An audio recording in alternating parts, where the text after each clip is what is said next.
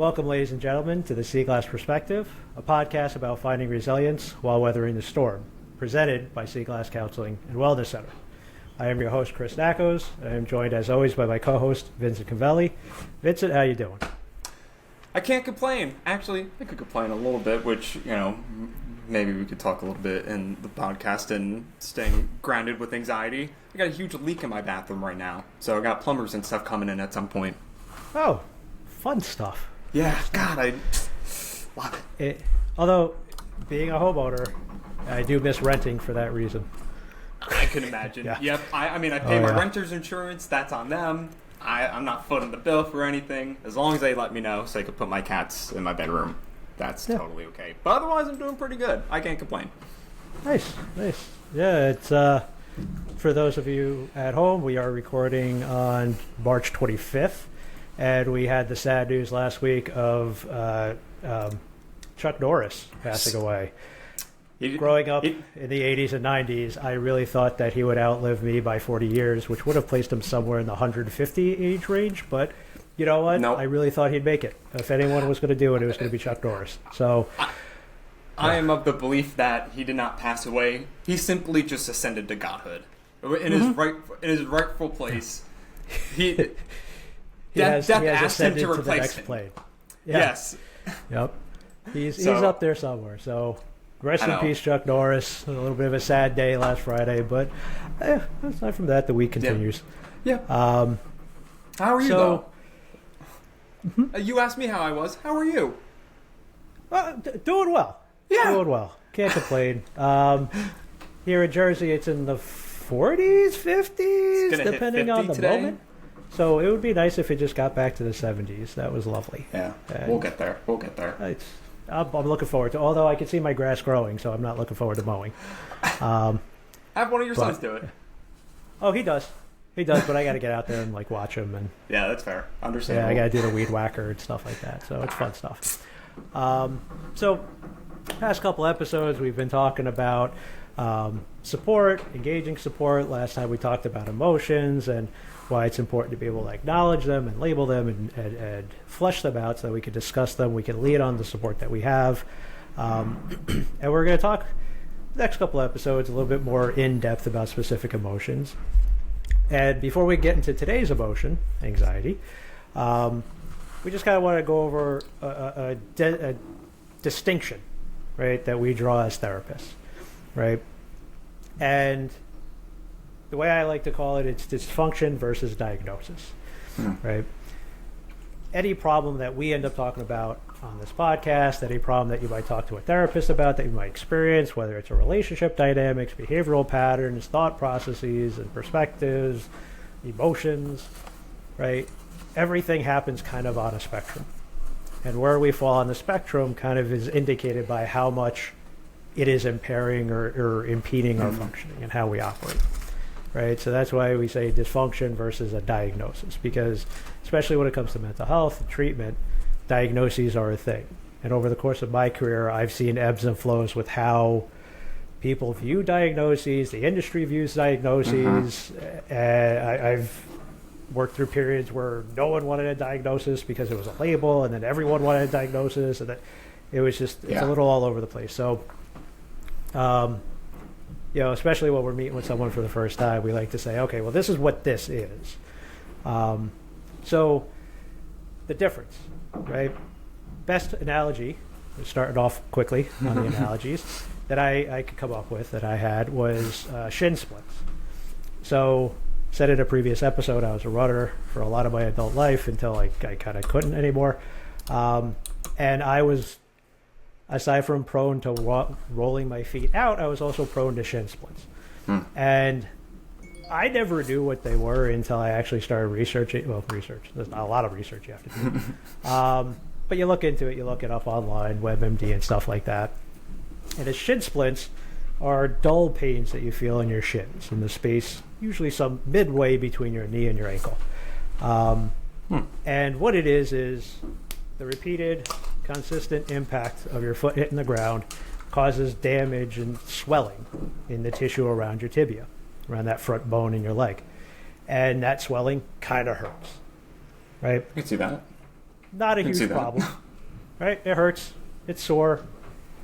Because it's caused by impact, you just take it easy for a minute, right? So at the time, when I had them a lot, my wife and I were training for a marathon, and we were living in New York. So I only ran on asphalt, concrete. Oof. Fortunately, we lived close to the Central Park, and there was a reservoir and a big path around the reservoir, so we ran on that a lot. Not so fondly looking back, maybe? I don't know. Although it was the better path to run on, because when you did the larger loop through Central Park, you ran on roads that were frequented by horse-drawn carriages. And the smell was not enjoyable for those half-mile stretches towards the bottom of that loop. Really pushes you to get out of there as fast as possible. When you looked at your tracker afterward, you saw yourself speed up in those spots. Unintentionally. You didn't even know you were doing it, but you actually did. So when I would get the shin splints, I would just know, okay, take a couple days off from running, right? A place where I worked at the time, the clinic where I worked, was on the 9th floor, and I usually took the stairs because I was too impatient to wait for the elevator. Those days, I just didn't take the stairs, right? You just kind of ease off your legs, and then they go away. If you don't, right, and you continue to run and you continue to have that impact, it could actually cause stress fractures, right? The little breaks in your bone. And those take 4 to 6 weeks to recover. You're off your feet for quite a while. You have to wear a brace, which on the shins is uncomfortable. Possibly even like a boot and stuff like that. Like significantly more impactful, right? And it's a great little distinction, right? Shin splints are the stuff that we go through where we go, ooh, I'm not feeling great about this.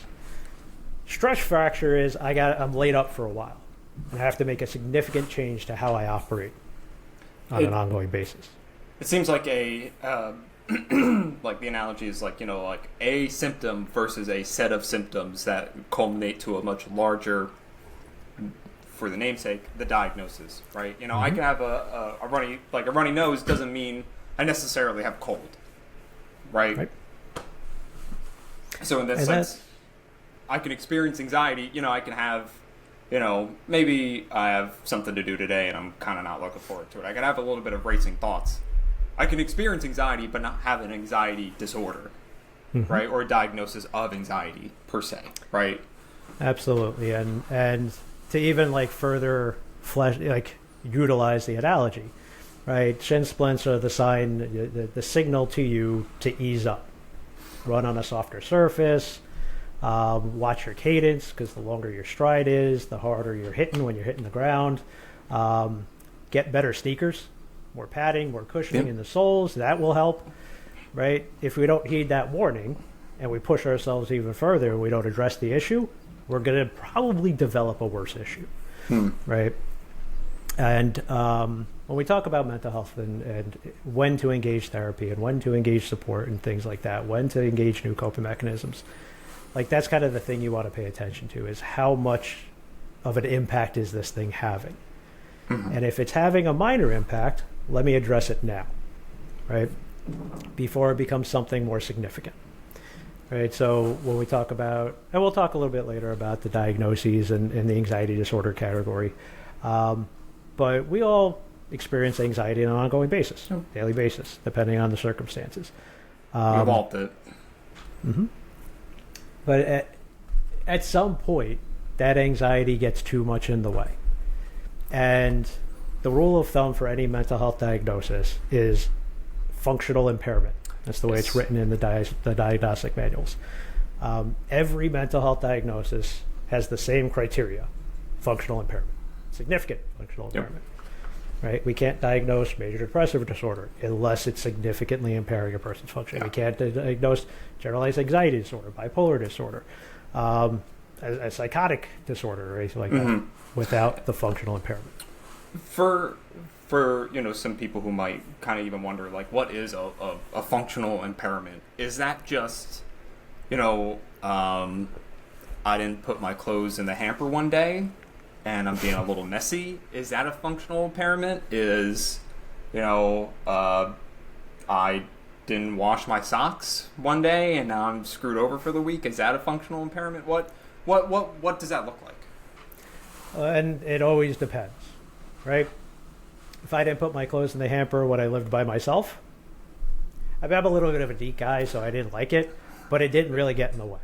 Yeah. If I didn't do that when I moved in with my wife, I would hear about it. And it would become a conflict in our relationship. Yes. Much more of a functional impairment than when I was living by myself.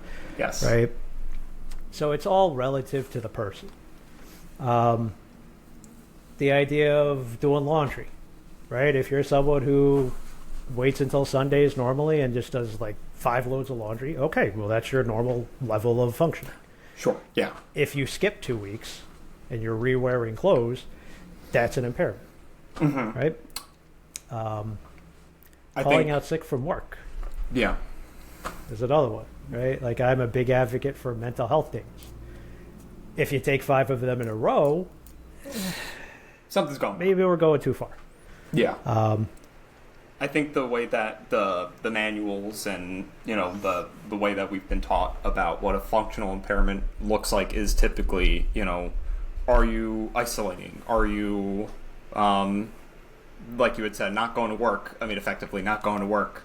Are you having a hard time bathing? You know, engaging in your activities of daily living, your ADLs.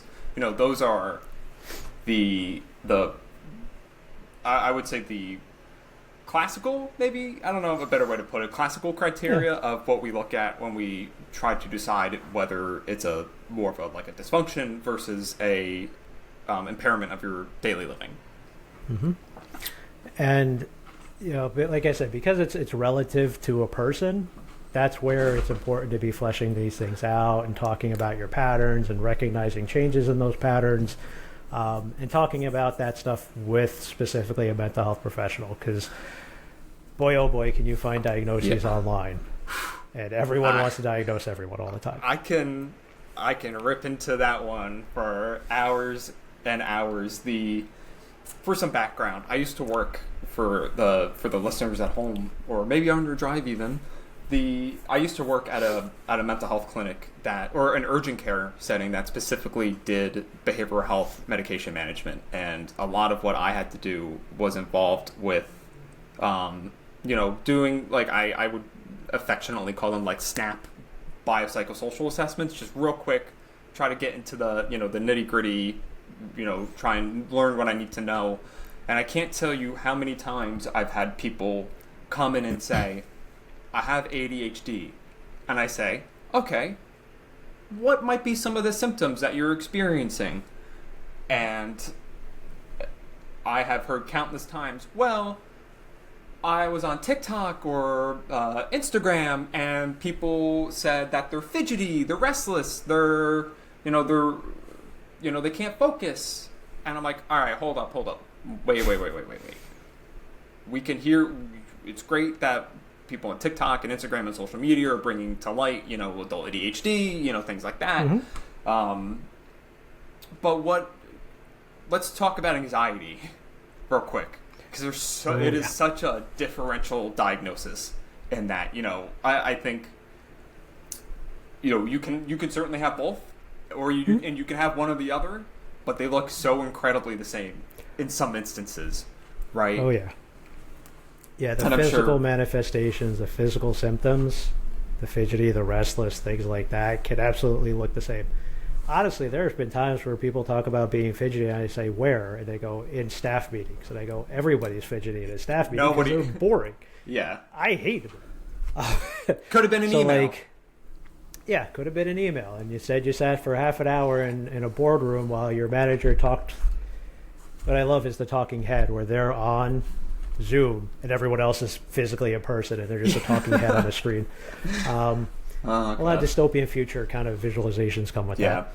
But yeah, like if you're looking at like societal definitions and things like that, like they're close but they miss the mark sometimes. So that's why it's always important to talk to a professional, and if you're really kind of looking into this as a thing. And even oh no, we might even be segueing into the same component right now. Because I think something that I I'm guilty of it. I used to say it when I was younger, pre my social work education and things like that. I would say, I'm bipolar. I'm happy one day, sad the next day. At one point, I legitimately, in my youth and receiving my own mental health treatment, thought I was bipolar, and just because I was like, I have mood swings, I Dr. Google myself when I was like 17. And just turns out I'm a product of my environment, and I feel the things I feel because of certain things that have happened and stuff like that. But even as a 29-year-old adult, I have friends who are my age who still say, I'm so bipolar. My OCD is going wild here right now. This has to be clean. This has to be straight. And am I going to be the one to correct them and push my glasses up and be like, well, actually, no, I'm not going to be a buzzkill like that. But I do think about it a lot, and it irks me a little bit because it's such a massive misrepresentation of the things that I have seen and the things that I have seen people struggle with who have come to me for help. And it's almost kind of like, man, you really don't want to say you have OCD. You really don't want to say you have bipolar because you have no clue what that comes with. Absolutely. And that's the danger of the label. And that's where the societal adoption of the label dilutes the diagnosis. It dilutes that term, the definition, right? And with bipolar disorder, one of the things that I've just seen over my career is so we talk about how its diagnoses are mischaracterized in social media and stuff like that.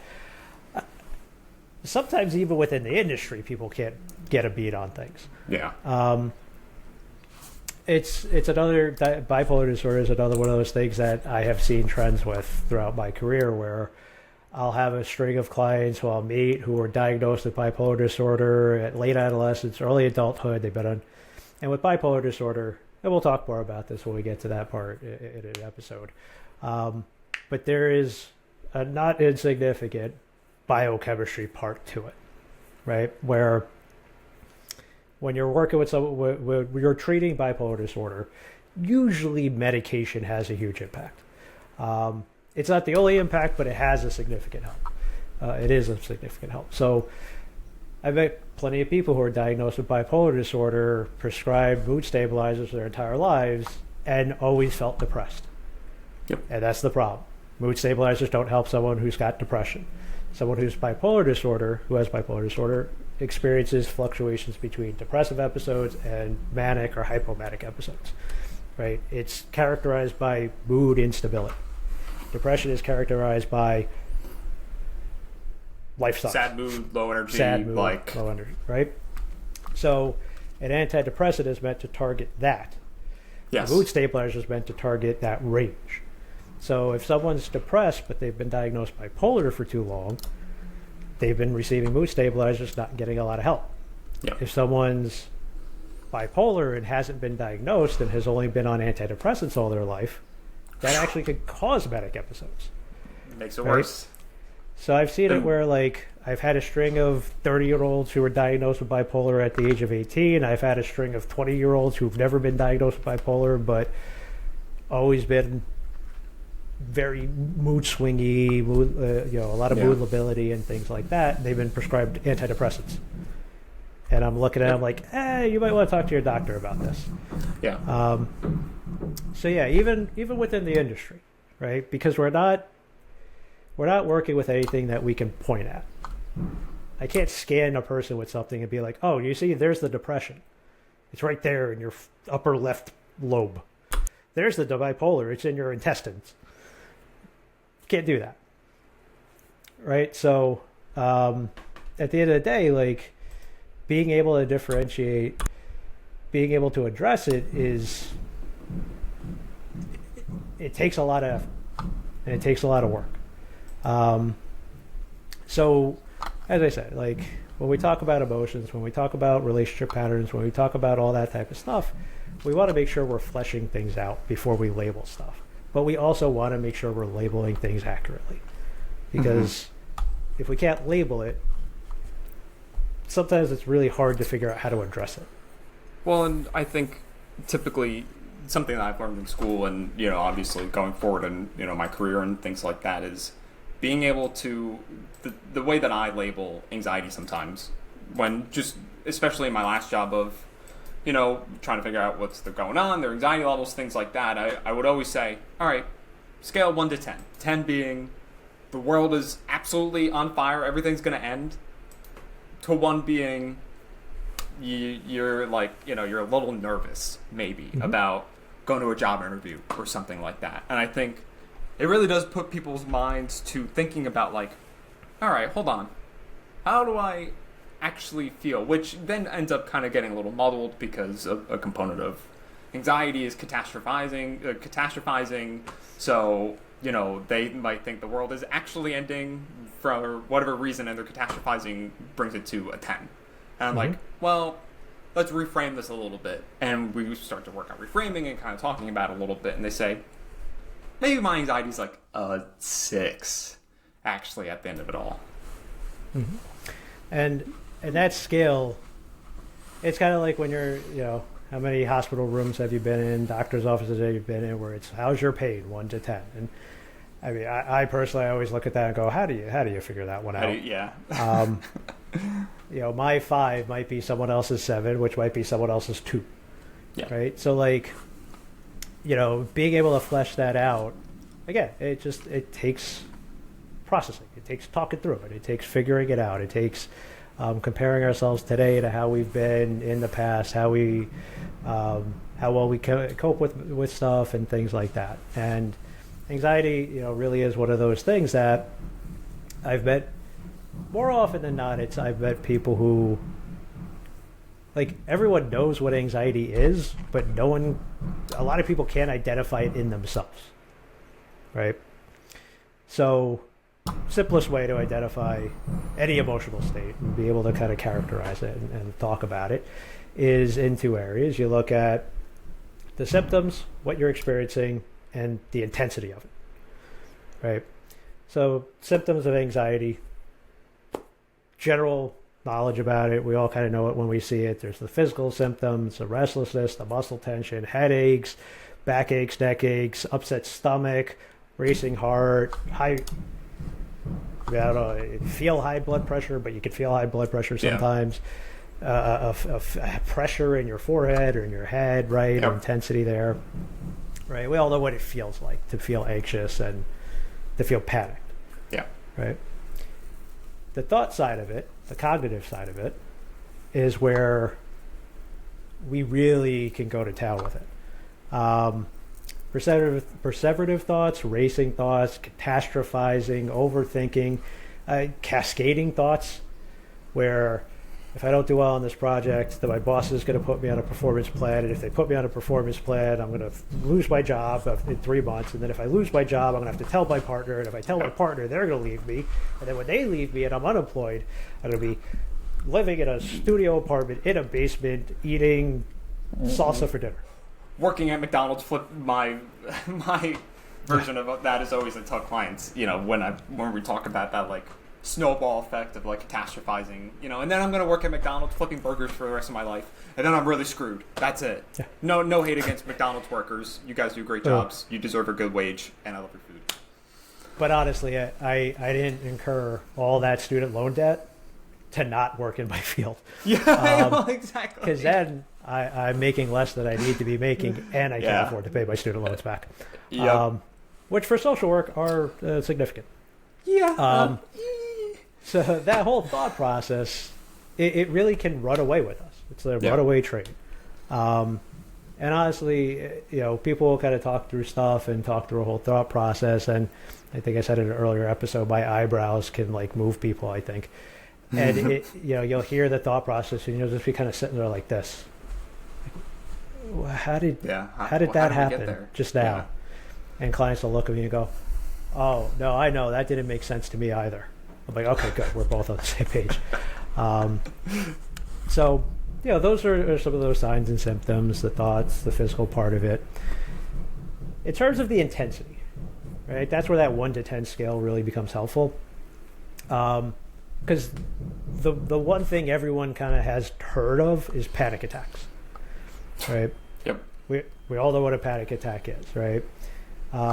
If you want a great visualization of it, Inside Out 2, I will sing the praises of these two movies to the moon. We'll get you a banner in the background one of these days. Like, I'm just gonna wear. I'll get you a Bing Bong costume. You have to wear it for Halloween. It'll be the Halloween episode. In Inside Out 2, towards the end of the movie, Riley, the main character, has a panic attack, and I've never seen it displayed better. Mm-hmm. It was the type of thing where, like, as you're watching it, you look around the movie theater and you could see people crying because they know what that feels like. Yeah. Right? I had clients come back to me after that movie came out and be like, that's it. That's right there. Yeah. That's what I experience sometimes. That was I couldn't describe it until I saw the movie. So it's that heightened level of all of those things that we talked about, right? Yeah. All those physical symptoms are volume knobs up to 10. All the thought process, you can't focus. It's gone. There's no gaining control of the runaway train, so to speak. So then what's a panic state? If we talk about panic attacks, and I think we hear that so often, once again, through TikTok, social media, things like that. I've had friends come to me and say, dude, I'm about to have a panic attack. I'm like, why? Because you just, like, you need to give the cashier the correct change back because she gave you the wrong change. Like, you're not going to have a panic attack over that. Maybe not even a panic state.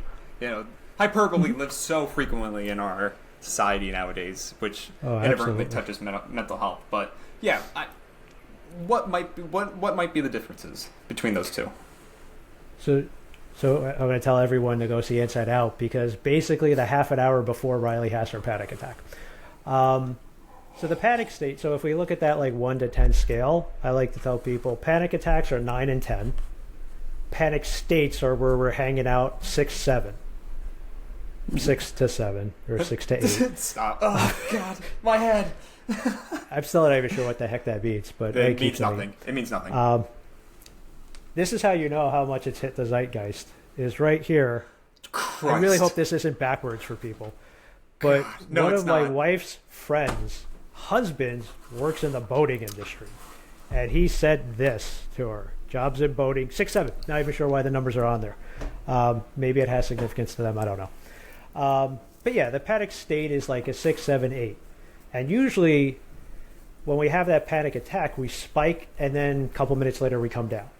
Yep. And actually, a quick note on that.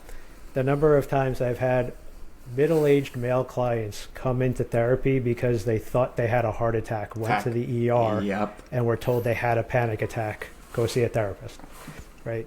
That's how intense a panic attack is, right? So a panic state is where we're just like on the edge of that fight or flight. I wish I could know what those words. And we're just on edge. And you can see that in people. It's really easy to see when it's someone else, right? Where you know the person's just walking around tense as hell, about to snap at any given moment. You're like, if I ask them one question. Yeah. If I say hi, they're going to crumble. Yep. And we can hang out there for a while, unfortunately. Especially if we don't know why we're there. Mm-hmm. For sure. So, like... Oftentimes it feels like it's like a culmination of things, right? It might not just be one specific precipitating factor to put you into a panic attack or a panicky state, right? It's, you know, once again, it also kind of flows back into, you know, like functional impairment, right? And if you've been living on that like precipice of, you know, not doing your laundry, not taking showers, not really eating, getting to work late or not going to work at all, and you walk in one day and you're like, you know, you look like, what's that doll from Rugrats? Angelica? Do you know what I'm talking about? Maybe? Cynthia. Yep. Angelica's the girl. And you look like Cynthia with the hair like frizzed out. 2 strands, and then there's a strand that comes up here and like 3 little strands in the middle. Yes. You walk in and you look like Cynthia. You're bound to, like, somebody's going to say a letter and... Yep. It's just the one straw that breaks the camel's back type of thing is coming. And, you know, again, why people come into therapy. people talk about all that tension, all that stress, all that anxiety that they're feeling, and I'll be like, well, how's work? Well, I'm overworked, and I'm working 60 hours a week, and that's not even enough, and then I'm checking my emails on weekends. Okay, well, how's it at home? Well, me and my partner are getting into arguments all the time, like the kids aren't paying attention and listening, and this, that, and the third. What about friends? Well, I haven't really been hanging out, and it's just like 24/7. For us, Stress. it's a checklist of, all right, stress, all right, stress, all right, stress. Anything else that you're stressed about? Going to sleep? Yeah. All right. Yeah. Stressed. Politics, the weather, Yeah. this, that. It's living here, where you just had Yeah. it up to here, and all you need is a couple things to pop off. So when you're in that like 7, 8, 9 range, 10 range, you're in that panic state, in that panic attack spot. And then there's the everything else underneath it, right? And this is your general anxiety, right? Some of us walk around at a 0, pretty calm, chill, relaxed. The dude from Big Lebowski, right? He just wanted his rub back. Yep, he really tied the room together. So some of us are fortunate enough to walk around at a 0. Some of us walk around at a 2 or a 3. Some of us walk around at a 4 or a 5. I feel like everybody has, again, inside out reference, everyone's console has a primary emotion who's at the console, generally speaking, right? Whether it's sadness, anxiety, or, well, fear in the first movie, disgust and anger and things like that, which is really interesting because, spoiler alert for anyone who hasn't seen it, the primary emotion for the kid is joy. The one at the center of the console for the father's anger, and the one at the center of the console for the mother's sadness. So analyze that. So fascinating. Oh, God. Yeah, it's interesting. They were so good at this movie. So for some of us, we just kind of like anxieties just are in the passenger seat all the time, right? And we can function well, right? When we're in that state, we're used to it, right? But every now and then something. It's your baseline, right? You get the right mixture of triggers, stressors, impactful things happening in our environment around us, and it just kind of, it's easier to go from a 3 to a 5 than it is to go from a 0 to a 5. Yeah. Right? And anything can kind of pump us into that higher level state of anxiety. Yep. Yeah. You know, for some people who might be living at a 5, the leak that I have in my bathroom, that might send somebody up a wall. For me, this is my second go round, so on the leak, so I kind of just have to which is, not to get a little ahead of the episode, but this is one of my coping skills of just let go of control on that aspect, right? I'm not a plumber, I'm not a general contractor, I pay renter's insurance, so I will let the people who know how to do this handle that. Does it suck that I have a leak in my bathroom? Again, yes. What am I going to do about it? A whole lot of nothing. Stare at it. Yeah. You can let it go. The dude abides. 3, 2, 1, 1, 2, 3. What the heck is bothering me? You can kind of woosah your way through it, right? I am someone who kind of walks around at a 3 on a regular basis, and there's periods of time where I walk around higher. My favorite example, the one I always use when I'm talking to people about this, is being a homeowner, right? I didn't grow up handy. My father, Dad, if you're watching this, I apologize for calling you out. Not handy at all. My grandfather would come over to hang shelves. That's how unhandy my father was. Nice guy otherwise. Yeah. Not very helpful when it came to construction, home improvement, repair stuff, right? Owning a home and not having a lot of money, you have to get good at it. Yeah. And it was something that has always kicked up my anxiety. Even wife and I bought our first house in 2009. So I've been a homeowner since 17 years now. If I have to repair something, I still feel that anxiety, right? Yep. And for me, because I know that that's there, I've had to place guardrails for myself, right? So what I would find myself doing is looking up YouTube videos. If I knew I had to repair something, if I knew I had to fix something, replace something, YouTube video after YouTube video after YouTube video after YouTube video, because I'd watch one and go, well, what if mine doesn't look like that? Right? What if my plumbing isn't like that? Let me watch another one to see if their plumbing matches my plumbing. And then but then that one went really smooth. So is there another one where there's a problem that happens? And I would just watch over and over, right? And I'm at the point now where I say to myself, I'm going to go on thisoldhouse.com, bobvila.com. Those are the only two spots I'm going to look. And if it's not on there, then I can go to YouTube. Not me frantically writing down bobvila.com and oldhome.com. This is where I show my age, right?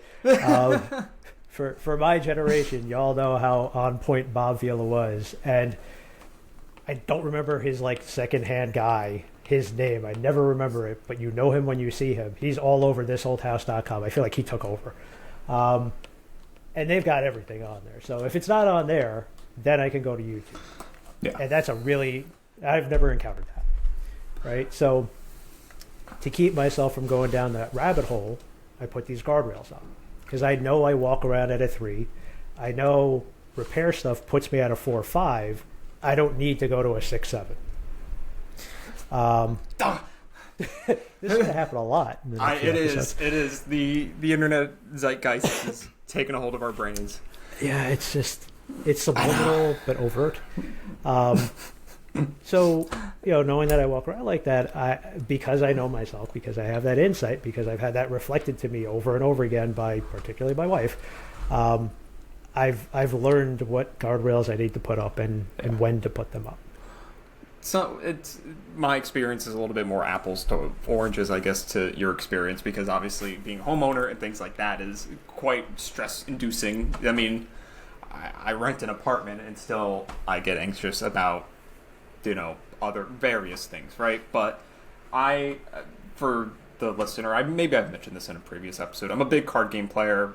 For those who know Gundam, Chris, you know Gundam? Did you grow up in that time? Like the big robots? Kind of. Okay. Kind of. I never got into the animes, but kind of, yeah.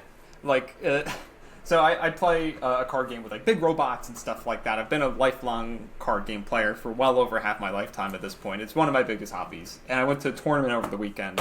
I haven't been to a big tournament for this game particularly in 4 or 5 months, something like that.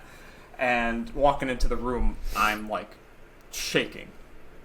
I'm like, I'm not going to do good. I have no clue what the hell's going on. I barely know half of these decks. And I could feel myself getting a little hot. I could feel myself like I'm not a sweaty guy, but I could feel the beads of sweat forming on my brow. And I actually I won 3, lost 1, but my last match was one that I felt noticeably anxious over. I was tensing up like this. I looked like a freaking turtle with my shoulders so hunched like this. I was shaking, like I was making, dropping cards, things like that. And afterwards, I was telling my friends, I was like, it's so lame that I felt anxious over this. It's so not a big deal. And they're like, why is that lame? You wanted to do really good and try your best to get what you wanted out of this. And I'm like, yeah, I think you're right. And it's things I've struggled with in the past is, wanting to meet my personal expectations, even when those expectations are larger than what I can really hit and things like that. And a guardrail for me is to stop looking at other people and just look inward. I can only control the information I have, which is the cards in my hand and the cards on the field. Can kind of affect my opponent's side of the field. I can't affect what I'm going to draw next. I can't choose any of that. I'm going to play to the best of my ability. So, like you, I operate at like a standing 3, 4, typically. And then it jumped up to like a 6 or a 7 during that time.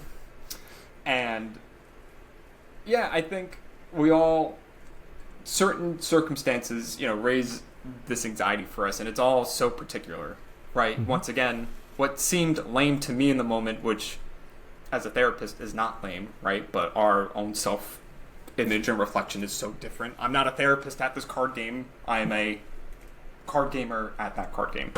And that's also why, going back to forms of support and stuff like that from previous episodes, that's why we have these supports, to help talk us down. Absolutely, and it's important to know where they are and things like that, because if you know yourself, you know what are the things that are going to spike the anxiety. So in those moments, I need something in place. right? Yep. And this is true of, so one of the nice things about being a therapist and kind of learning about diagnoses and things like that is, especially with anxiety disorders, the diagnoses, right? The diagnoses we use really chop it up very well, right? Yeah. So when you look at mental health diagnoses for anxiety, right, you got your fear ones, phobias and agoraphobia, right? Yep. Agoraphobia is not the fear of outside, it's the fear of being outside and struggling and not being able to get safe or get support, get help, right? I'm going to have a panic attack at the mall, and then I'm going to be in the middle of the mall with a panic attack, and everyone's going to look at me, and I'm going to feel horrible. I'd just rather stay home. Yeah. Right? Specific phobias are just that, what we think about when we think about phobias. And that was one of the, like, when I think I talked in a previous episode about my fear of heights. Yes. Right? Does it rise to the level of a phobia? No. Right? I could get on a roller coaster. I went ziplining on my honeymoon. I Bless your gritted soul. my teeth. You really... That one actually wasn't that bad because it's quick and you're done and on solid ground again. The top of the rock, I said, well, that one would best be on. But I got through it, right? A phobia is where we almost can't get through it, Yeah. right? And to keep it for a reason, it's debilitating. Where I wouldn't have even got up to the top of the rock. No. I would have been at the bottom of the rock, waiting for my family to get back. You'd be like a cat stretched out on like a bathtub, trying not to get like into the water. Like, see, this is where again my old man. Anyone who's watched Mr. Bean, there's an episode where he goes up on a high dive, Rowan Atkinson, and he looks down and he freaks out and he's lying flat prone on the high dive board, like inching his way over the edge. Yeah, that's the visual that popped into my head. So yeah, like phobias, agoraphobia, those are the fear-based anxiety disorders.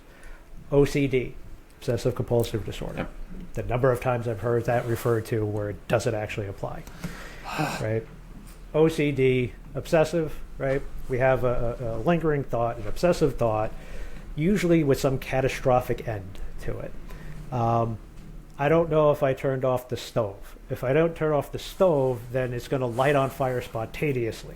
And if it lights on fire spontaneously while I'm at work, my house is going to burn down and all my possessions will be gone, and I won't even know because I'll be at work.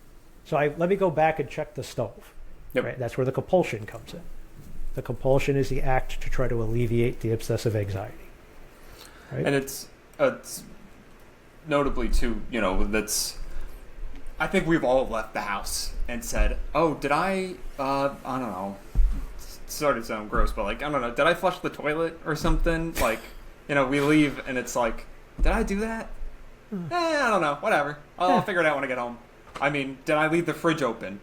I don't know. I guess maybe I'll have to find out in a couple hours. Hopefully my stuff isn't spoiled. If you think you left your stove on, okay, maybe that might be a more applicable thing to go back home and see if. But the noticeable thing too is, what is it? Just like a normal level of anxiety that you experience of like, I don't know, maybe, or is it this like catastrophe of not the world is going to end? I mean, it might feel that way, but the corresponding level of anxiety that you experience through that is a big determination too of OCD, right? And obviously, OCD isn't just the. Sorry, Chris, if I cut you off a little bit on this. I was just thinking something that I learned a lot in my career going forward, and especially in my last job, was that OCD isn't just the compulsions, right? It is that things that I've kind of coined for myself, like these sticky thoughts, right? That kind of just stay latched in your brain, and you can't stop thinking about it. And whether that's, I've heard cases of people being paranoid that their spouse is cheating on them when that's not the reality at all. And they can even say, I know that's not true. I know that's not the case, but I can't stop thinking about it. Mm-hmm. And that can be OCD. That certainly can be. Mm-hmm. And that's why it's the obsessive part of it, right? Where it's the thought that I can't get rid of, and it provokes a lot of emotional reaction in me, right? Yep. Right, the idea of hand washing, right? Yep. during COVID, a lot of people got anxious about hand washing, Lysoling everything that came into the house, like a lot of stuff like that. Was that OCD? No, because we're living through a global pandemic. Yeah. Right? But someone who washes their hands often enough that their hands get dry, chapped, cracked, things like that, and it's because they're that afraid of getting sick or things like that. That could rise to the level of OCD, to a diagnostic level. Yeah. Stuff like counting. I don't know why I do this, but I count my steps up and down the stairs. There's 13 steps in my house. I count them as I go. If I don't start counting as I go up or down, I catch myself up to the 4, 5, 6th step, and then I go the rest of the way. If I don't do it, nothing happens. Yeah. Right? I don't have to go back upstairs and redo it so I can count them. Right? It's just a little thing that happens in my head for no reason. When I walk on like sidewalks and stuff like that, I intentionally try to I step in like such a way that not to like avoid cracks necessarily, because I'm not worried about breaking my mother's back in that sense. But I'll walk and I'll just notice okay, 1 foot like this, 1 foot like that, 1 foot like this. I don't think it's OCD. It's just an idiosyncrasy. That's what we call it. That's what it's called, an idiosyncrasy. It catches your focus for no reason. Mm-hmm. Yeah. And it's harmless. Volume knobs. Right? I'm one of those people who likes the volume to be on an even number. Don't know why. No. Right? It drives my wife nuts. We'll be sitting in the car and she'll turn up the volume and I'll click it one or up or down just to get it to an even number. Don't know why. I like it that way. Yep. Obsessive? No, because I don't have to do that. But it's just one of those things. And we it's all not have producing, little tics like that. And I think the most important piece is it's not producing a marked level of discomfort, right? If the knob is on 23, you're not going to slam the brakes on the car, veer off to the side, and make sure it's 24. You're just going to keep driving. You're just going to keep going. Yep. And you you're just keep okay, going. Whatever. And that's that functional impairment, right? Because that impairment can be in an emotional state. It can be an impaired ability to operate, right? If that incessant need to keep the volume knob on an even number causes conflict with my wife, there's an impairment, right? So that's where, again, we all have a little thing, a quirk, an idiosyncrasy, something like that. And that's all it is. Just that. It is what it is. And in terms of anxiety, in terms of diagnoses, if things don't fall into a fear or an OCD type of symptom or phobia or something like that, we've got kind of that catch-all generalized anxiety disorder. Yep. And as Vincent, you and I were talking, we kind of walk around at a 3-4. Generalized anxiety disorder is where you're walking around at a 6 for months. For a while. Yep. And that level 6 is keeping you really edgy. Mm-hmm. Right? As we said earlier, if you're walking around at a 6, it doesn't take much to pop you to an 8 to put you in a panic state. It doesn't take you much to put you to a 9 or a 10 and induce a panic attack.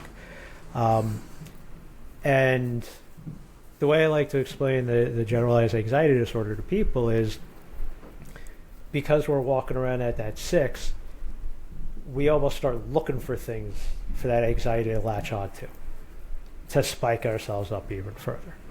Yep. Right? We're looking for the opportunities to go, oh my goodness, there's a problem there. Yeah. And we start seeing ghosts, basically. Yeah. Yeah, and I think we oftentimes try to latch onto those things to almost kind of even validate that we feel anxious, right? Why do we're walking around all day? I'm feeling anxious. And I don't know, I have my cat sitting here next to me, and I don't know, my cats are weird. They drink water and they huff. There's nothing wrong with them. They're just, I don't know, they're weird. But I can take that and say, oh my God, she's got water in her lungs. I have to take her to the vet now. This is why I was anxious. I knew I was anxious.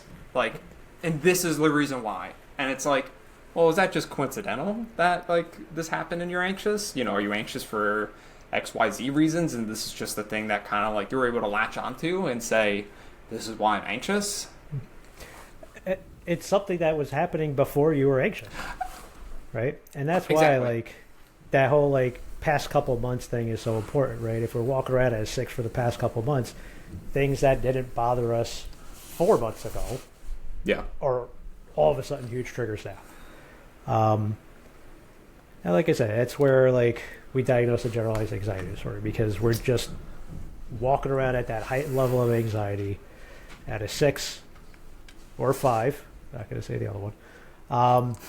And it's just, we're on edge. We're just raw most of the time. Well, all right, boss man. I got a question for you. Mm-hmm. I'm walking around at a 6 or a 7 on a daily basis. I am, catastrophizing. I'm ruminating. I am experiencing restlessness. All the things that we hear clients say that they experience with anxiety, and things that we've even experienced for anxiety as well. How do I deal with that? How am I supposed to cope with that? So this is where, as unhelpful as social media can be, it can also be incredibly helpful. Yes, because there's for sure. any number of resources that we can look at. Everyone kind of knows how to deal with anxiety, right? Therapists just put like fancy labels on things. Meditation, yoga, deep breathing techniques, all that type of stuff, right? What was the term that we used for that? Deep I had it in breathing? my head 3 minutes ago.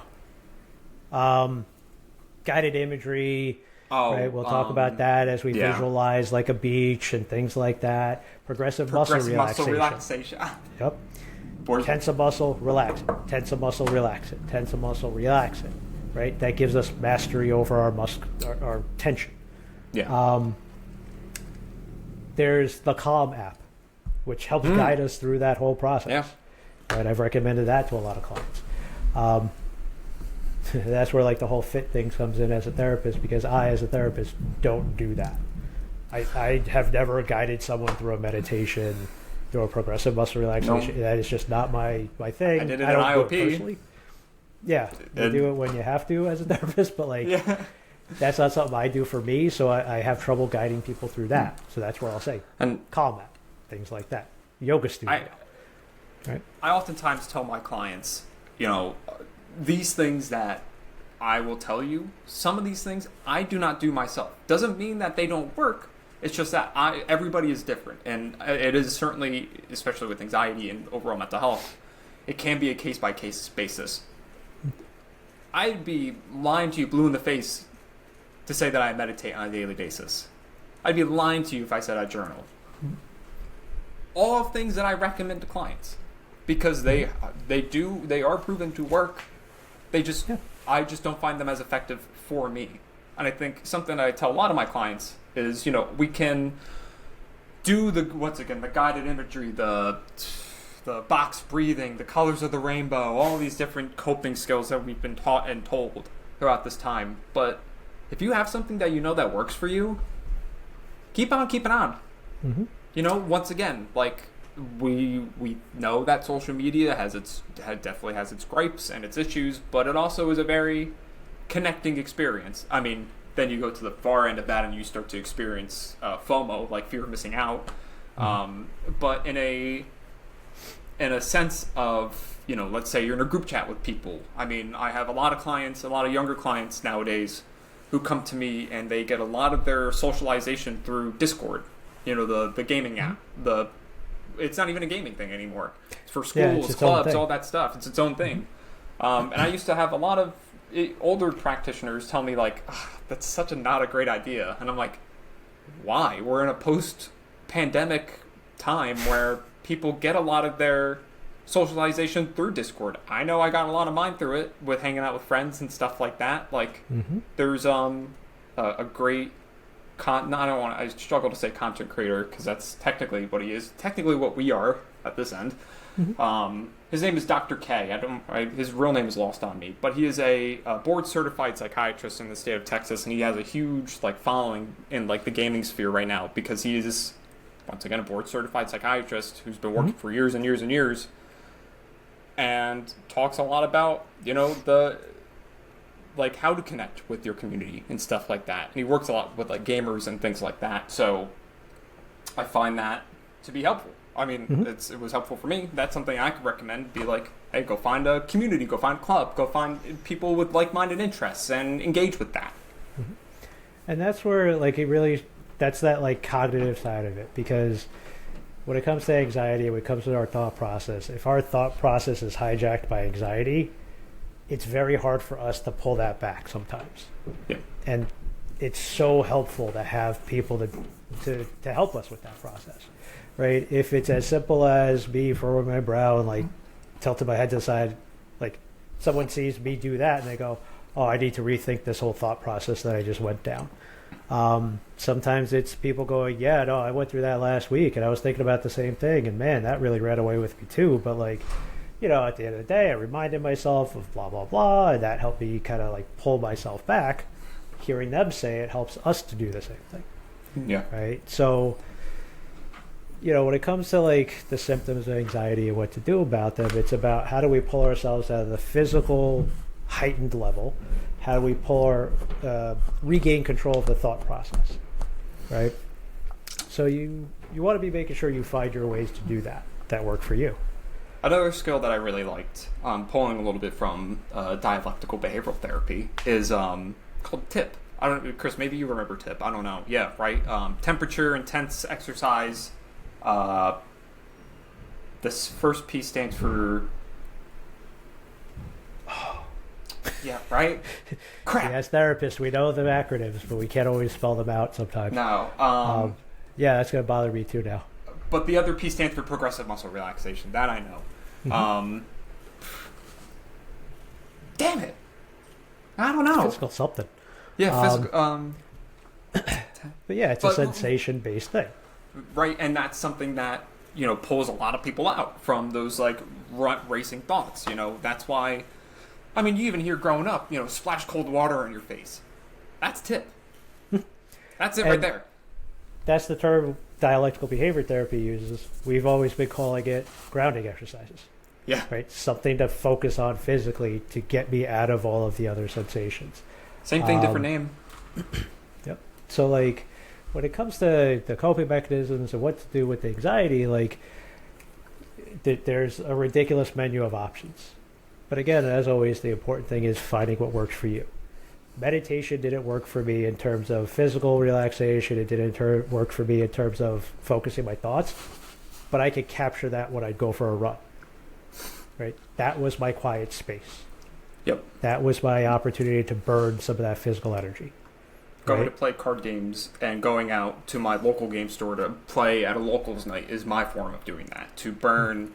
I mean, I just texted my girlfriend the other day, too. It's been a couple months since I've had the interest to engage in a different card game. And I remember texting her saying, my brain is tinkering. Like, my brain, like, feels like I'm actively thinking and using a different part of my brain, and I'm not thinking about what was stressing me out last week or over the weekend, right? Like, it is, once again, if you know what works for you and if you like doing it, keep doing it. You know, and it's so, like, I'm sure some people might listen to that and say, well, I don't know what works for me. Well, a component of that is, I hate to say it, but kind of find what works for you. Mm-hmm. You know, that's a big part of therapy is also that exploration of, you know, I tell my clients too, you know, come back to me, you know, next session, we'll talk about that coping skill. And you can say, Vin, that sucked and I never want to do that again. And I will say, all right, now we know. Yeah, don't do it. That's it. Yeah, don't do it. You know, I'm not going to pull teeth at you and say, do this thing. Because I'm not going to force you to do it. Jeez, your therapist, not your, like, drill instructor. Nope. Different strokes for different folks, right? So as always, like we say, at the end of the day, it's what works for you. And you know, sometimes one of the little kind of signals to ourselves is that the thing that has been working for me isn't anymore. Right? That might be a sign that maybe we need to talk this out. We need to figure this out a little bit more because maybe something's happening that I'm not catching. Yep. That's making my normal coping mechanisms less effective. Yep. You can do coping skills and still not address the root cause of the anxiety, and I think that's a huge important thing too. I've had plenty of people say to me, you know, I cope on a daily basis, but You know, I still haven't talked to this person in months, and it's still racking my brain. And I know I need to talk to them. And it's like, until at some point, where however this gets resolved, you're going to experience this. And that sucks. But you can cope. And also recognize that something at some point has to be addressed. Mm-hmm. So yeah, like, you know, that's where we come in, right? Engaging a support network, whether it's familial support, social support, you know, coworkers and colleagues, engaging a mental health professional for some additional support. At the end of the day, the most important thing is that we're engaging that support, right? Insight and support are paramount to our ability to manage life on life's terms. So, as always, we're going to encourage you guys, if you're struggling, if you're hitting some of these things, if some of these things are really resonating with you, might want to consider finding a therapist, finding someone to talk to, finding an objective third party to talk things out with. If it doesn't raise to that level, engage your support network, your partner, your family, your friends, colleagues, whoever that might be. As always, we want to request that you like, comment, subscribe, things like that. Hit the notification bell. We want to thank you for joining us for this 4th episode. And if you've done all 4 episodes, we want to give you a huge thank you, because that helps us to keep doing this, and it gives us more purpose. So if you have any questions, comments, concerns, feel free to hit us up. Our website, seaglasscounseling.com. Email address, seaglasscounseling@gmail.com. Hit us up in the comments. Until next time, have a wonderful week. Take care, everybody, and enjoy your week, and we'll see you for the next episode. Bye-bye. Stop.